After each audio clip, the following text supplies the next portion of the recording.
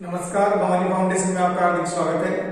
मैं हूं R S Yadav. आइए आज का वीडियो स्टार्ट करते हैं। आज का अपना टॉपिक है शंकु।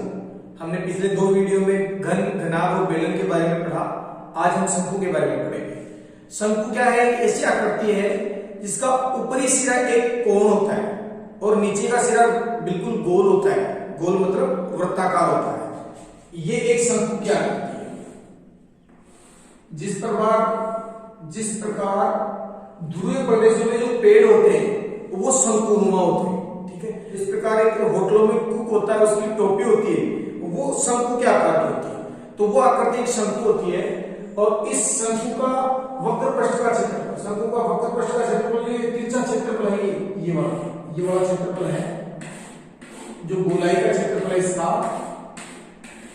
मुड़ा हुआ वक्र पृष्ठ, वो इसका होगा पाई आर है। इस प्रकार से होता है। ये यदि इसको यहां से काटेंगे तो एक त्रिज्यखंड बन जाएगा।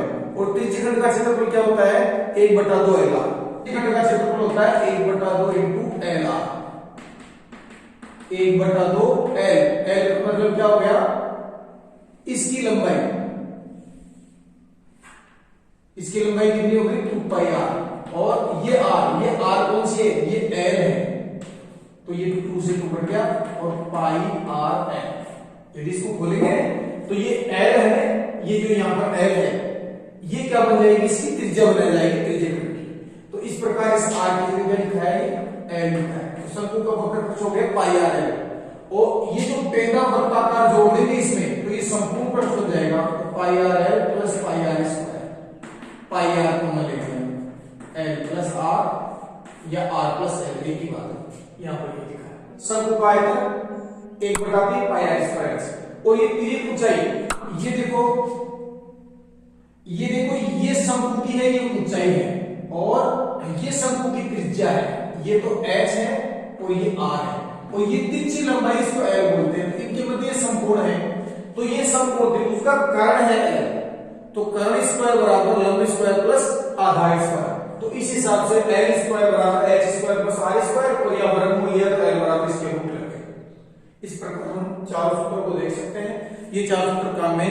आइए एक पर आधारित प्रश्न हल करते हैं। प्रश्न नंबर 1 है, शंकु का व्यास 14 सेमी है, इसकी तिर्यक ऊंचाई 50 सेमी है, तो इसका वक्र पृष्ठ और संपूर्ण पृष्ठ ज्ञात करो। तो शंकु का वक्र पृष्ठ हम जानते हैं कि शंकु का वक्र पृष्ठ क्या होता है? सूत्र लिखा है मैंने, शंकु का वक्र पृष्ठ पाई है। तो वक्र पृष्ठ का सूत्र लगा दिया पाई आर एल। पाई की जगह 22/7, आर की जगह व्यास का होता है त्रिज्या 7 होगी और 50 7 से 7 कट गया, बाई त्रिज्या 110 और ये 1100 सेमी स्क्वायर। ये क्या गया? वक्र पृष्ठ आ गया। अब इसी प्रकार हम संपूर्ण पृष्ठ निकालेंगे। तो संपूर्ण पृष्ठ का सूत्र क्या होता है? ये संपूर्ण पृष्ठ का सूत्र होता है 22/7 इंटू आर। आर का मान 7, कोष्टक 50 प्लस 7, 7 से 7 कर गया 22 इंटू 57। 22 से 114 से 15, 22 110 और 15 125, 1254 सेमी स्क्वायर। ये तो संपूर्ण पृष्ठ आ गया और ये वक्र पृष्ठ। इस प्रकार हम शंकु के प्रश्न निकाल सकते हैं। आइए प्रश्न नंबर 2 देखते हैं। शंकु के आधार का क्षेत्रफल 154 सेमी स्क्वायर तथा इसकी तिरछी ऊंचाई 25 सेमी है। तो शंकु की ऊंचाई और आयतन ज्ञात करो। ये तिरछी ऊंचाई दी, मतलब आपको क्या दिया है? एल दिया है। और ये आधार का क्षेत्रफल, मैंने आपको शंकु बना के बताया था कि ये शंकु होता है, इसका आधार एक वृत्त होता है। तो इस वृत्त का क्षेत्रफल 154 है। आपको क्या दिया है? वृत्ताकार आधार का क्षेत्रफल। आधार का क्षेत्रफल बराबर 154। अब आधार का क्षेत्रफल का सूत्र होता है पाई आर स्क्वायर बराबर 154। क्योंकि आधार कैसा है? वृत्ताकार, तो वृत्त का क्षेत्रफल pi R square. 22/7 into R square बराबर 154। और आर स्क्वायर बराबर 154 इंटू 7/22। 22 का मान लिया 154 में 7। आर स्क्वायर बराबर 49, वर्गमूल लेंगे तो आर बराबर कितना आ गया? 7 से। ये आपके पास क्या आ गई? त्रिज्या आ गई। अब आप शंकु की ऊंचाई ज्ञात कर सकते हैं। हम जानते हैं कि एल स्क्वायर बराबर H square plus R square. L की जगह तिर्यक ऊंचाई 25 का स्क्वायर बराबर h का स्क्वायर प्लस r भी निकाली 7 का स्क्वायर। 25 का स्क्वायर 625 बराबर h स्क्वायर प्लस 49 इधर आ जाएगा तो 625 माइनस 49 बराबर h स्क्वायर, मतलब h स्क्वायर बराबर कितना आ गया 576, वर्गमूल ले लिया तो h बराबर कितना आ गया 24 से। ये आपके पास ऊंचाई आ गई। अब आप इसका आयतन निकाल सकते हैं। आयतन शंकु का आयतन का सूत्र है 1/3 पाई r square h, 1/3 into 22/7 into r, 7 into 7 दो बार क्यों, क्योंकि घात 2 है, इंटू h कितना आया 24, 7 से 7 कट गया, 3 से 24 8 बार कट गया, 22 गुना 8 56, 22 132 हासिल की 13, 22 110 13 123, 1232 सेमी आयतन क्यूब या आयतन। ये शंकु का आयतन है। इस प्रकार आयतन निकाल सकते हैं, लेकिन हमें ये देखना है कि हमें दिया क्या है। हमें आधार का क्षेत्रफल दिया था तो हमने इसी से स्टार्ट कर दिया और निकालना क्या था आयतन। आयतन का सूत्र 1/3 पाई r स्क्वायर h, तो आपके पास r भी नहीं है और h भी नहीं है, तो इसलिए हमने शुरुआत में ये सूत्र नहीं लगाया। तो शुरुआत में जो दिया है उसको काम में लिया, अपने आप r आ गया, r को इसमें सूत्र में लिखा तो h आ गया और h को इस सूत्र में लिखा तो आयतन आ गया। 3 सूत्रों का 3 प्रश्नों का एक समावेश करके एक क्वेश्चन बनाया गया है। ऐसे और क्वेश्चन देखते हैं। आइए प्रश्न नंबर 3 देखते हैं। एक शंकु के आकार का बर्तन है जिसकी त्रिज्या 10 सेमी और ऊंचाई 18 सेमी, इसको पानी से पूरा भरा हुआ है। इस पानी को 5 सेमी त्रिज्या के बेलनाकार बर्तन में उड़ेल दिया, तो बेलनाकार बर्तन में पानी कितनी ऊंचाई तक भरेगा।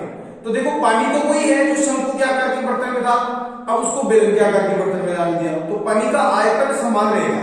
तो हम लिखेंगे बेलनाकार बर्तन के पानी का आयतन बराबर शंकु के आकार के बर्तन के पानी का आयतन। दोनों के पानी का आयतन क्या होगा समान होगा। बेलनाकार बर्तन में पानी का आयतन क्या हो गया पाई r स्क्वायर h, और शंकु के आकार के बर्तन का आयतन क्या हो गया 1/3 पाई r स्क्वायर h। ध्यान रखना दोनों की r अलग अलग है और h भी अलग अलग है। तो यहां पर तो ये बेलन की है, किसकी है बेलन की।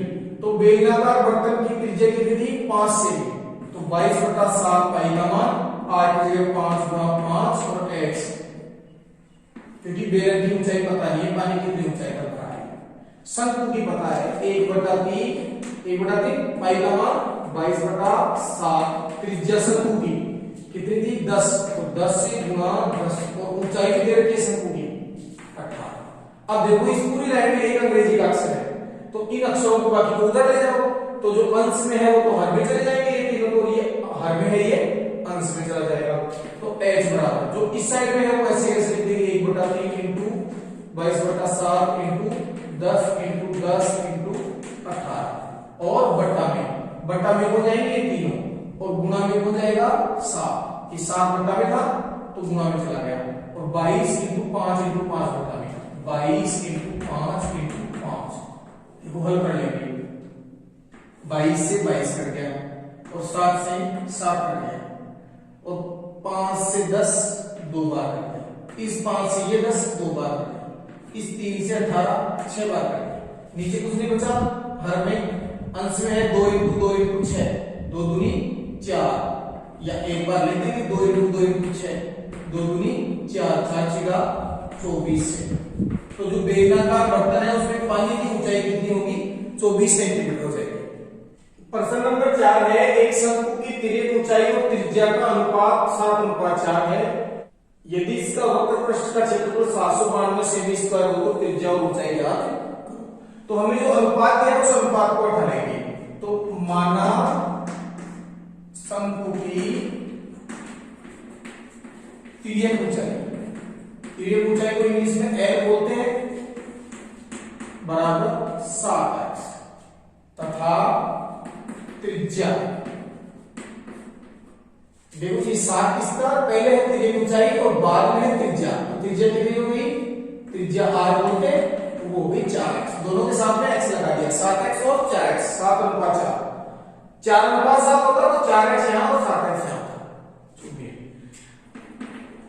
शंकु का वक्र प्रश्न दिया आपको, कितना दिया है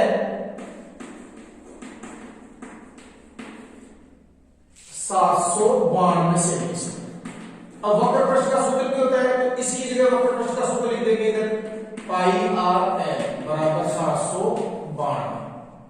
अब पाई की जगह 22/7, आर की जगह 4x और एल की जगह 7x बराबर 792 गुना हुआ, या 7 से 7 काट भी सकते हैं, 88x² बराबर 792 और x² बराबर 792/88।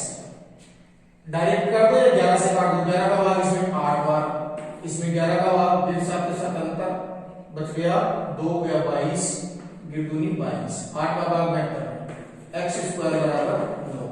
तो वर्गमूल ले लिया,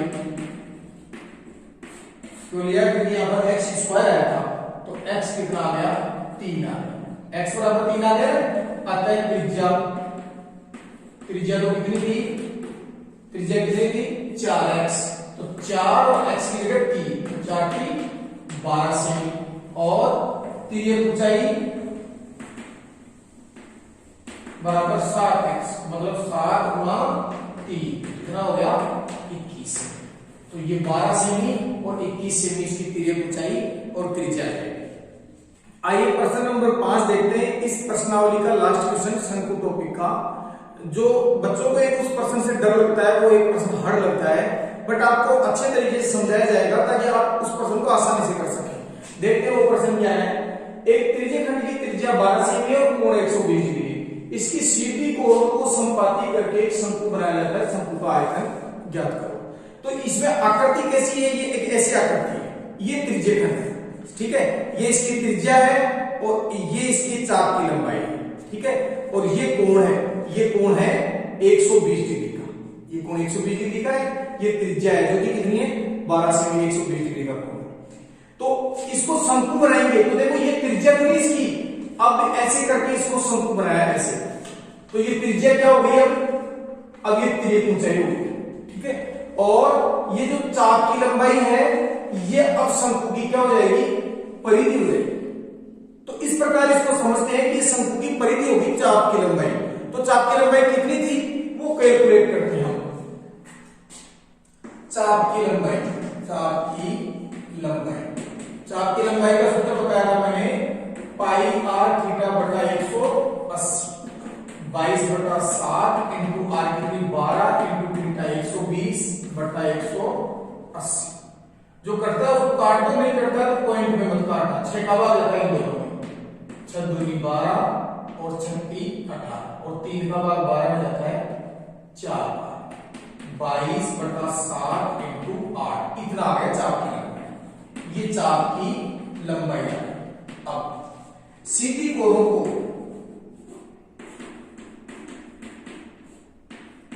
समपाती करके शंकु बनाने पर, शंकु बनाने पर शंकु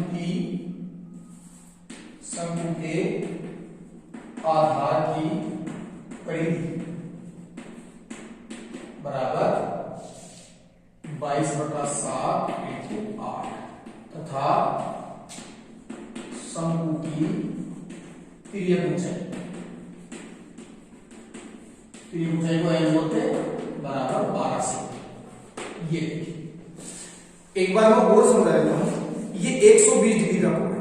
अब देखो ये तो इसकी वक्राकार कोण है, तो सीधी कोण कौन सी हुई, ये और ये, इनको समपाती करना है, इनको एक जगह करना है इन दोनों को, और एक जगह करके ऐसे चिपका के ऐसे शंकु बनाना है, इस प्रकार इनको एक जगह करना है। तो एक जगह करने से ये शंकु बन गया, ठीक है। तो इस शंकु में ये जो पहले चाप की लंबाई थी अब ये परिधि हो गई, तो ये 22/7 इंटू 8 की क्या होगी, ये परिधि होगी, और परिधि का सूत्र होता है 2 पाई आर बराबर 22/7 इंटू 8, 2 इंटू 22/7 इंटू 8 बराबर 22/7 इंटू 8 आर बराबर उधर भेज दो 22/7 इंटू 8 अपनी जगह और ये 7 तो ऊपर चला जाएगा और 2 इंटू 22 नीचे आ जाएगा 2 इंटू 22 22 से 22 7 से 7 और 2 से 8 कितने बार कट गया 4 बार। तो शंकु की त्रिज्या कितनी आ गई 4 से, ठीक है। और शंकु की तिर्यक ऊंचाई कितनी आ गई 12 से। ये तिर्यक ऊंचाई 12 कैसे है ध्यान रखिए, ध्यान दें 12 कौन सी थी 12 ये थी सी त्रिज्या त्रिज्यखंड की और इसको शंकु बनाया तो ये त्रिज्या यहां आ गई, मतलब ये क्या बन गई तिर्यक ऊंचाई बन गई, तो इसको ए लिया है। अब हमें क्या क्या करना है शंकु का आयतन, तो आयतन के सूत्र में तो 1/3 पाई आर स्क्वायर एच आता है, तो सबसे पहले एच निकालेंगे। तो हम जानते हैं कि एल स्क्वायर बराबर H square plus R square.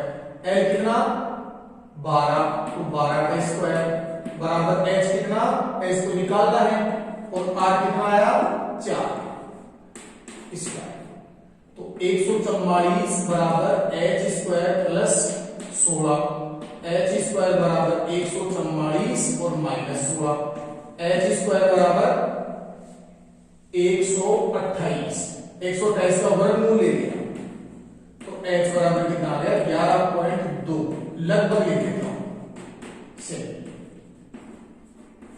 ये आ गया आपके पास h आ गया।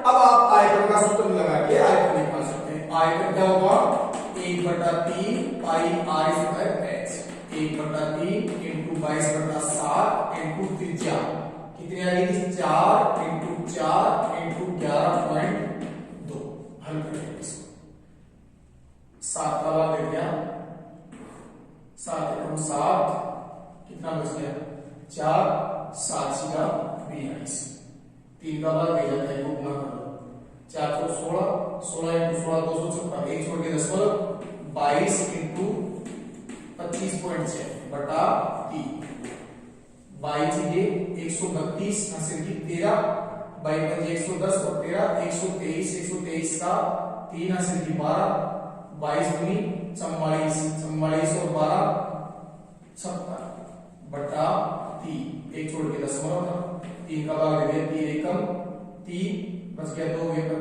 26 3 अंटे 24 बच गया 2 23 3 7 21 बच गया 2 22 पॉइंट लगा के 3 7 21 सेमी क्यूब लगभग, क्योंकि हमने यहाँ पर 11.2 अप्रोक्स लिखा है, एग्जैक्ट निकाल के नहीं लिखा।